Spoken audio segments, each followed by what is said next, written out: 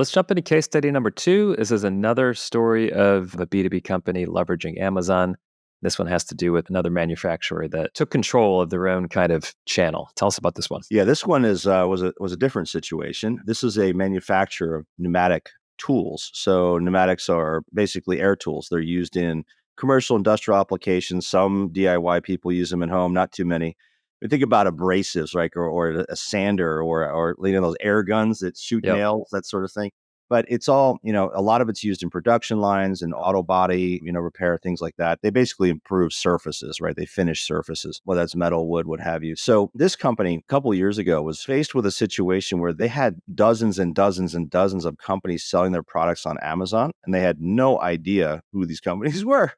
So, this is a common thing with branded manufacturers where they won't know who the resellers are on Amazon. And it's a pain point because oftentimes those resellers, in order to win the sale on Amazon, they'll just drop the price. That's the only Yep. advantage they have. That's the only way they can, what they call, win the buy box, right, on Amazon. So this company, had this situation where they were getting complaints from their traditional dealers, like, the big distributors out there and retailers and dealers that were carrying their products, because, they'd find product on Amazon, the dealer or distributor would, that was below the price that this company was offering to sell it to them for, because these folks would get, a few extra units and they'd be sitting in their garage, these resellers, and they'd put them up at, below what the, what the prices were just to get the sale. And so they were dealing with all this channel conflict, and they said, well, hey, we're not selling on Amazon. We're not, well, yeah, but I see it on Amazon and it's like you guys.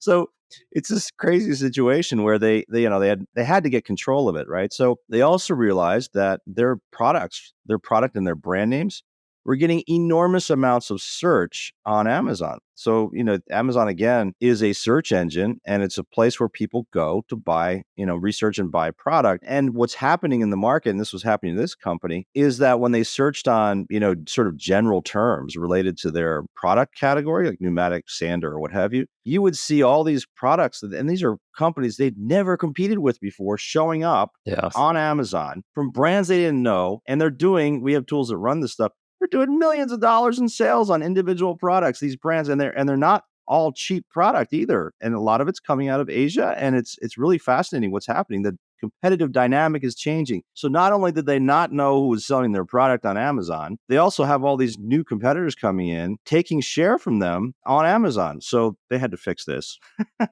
So, so we helped them do it. Essentially, what we did was several things. We inventoried, the resellers. We first looked at who the heck these people were. The good news is these days is you can find out, who a lot of the sellers are. And this isn't restraint of free trade. This is just managing the strategy of the channel more effectively. So they decided we're going to get in and create a proactive program here. We want to sell directly and control our destiny on the number one search engine in the United States, arguably the world. And so they instituted a inventory of this. Then we helped them put a foundation of channel control in place. And so we talk about this. It's really about making sure that you have a well-structured distribution strategy for how and where your products are sold. This is all, legal, law.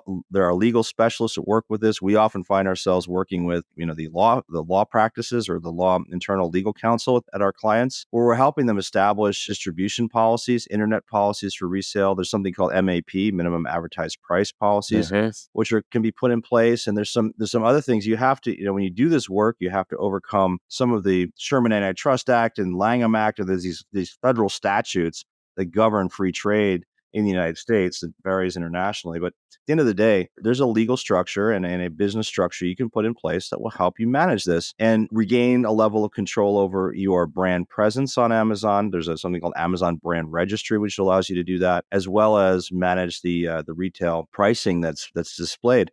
So this company launched a direct selling program. They launched a brand and content management program for Amazon. They have gained control of the channel. So they've authorized specific resellers for Amazon, which is great because then when a customer buys the product on Amazon, they can now be assured that it comes with the warranty, the guarantees, the service that's necessary. These are complex products that require service, just like our lawnmower company we talked about. And so there's a lot of sort of goodness in the customer side in terms of making sure they're getting what they're paying for, and they're getting the brand promise that the manufacturer puts out there. So counterintuitively, Steve, when you think about, having a proactive Amazon program actually reduces the channel conflict in the case of this manufacturer and has led to that.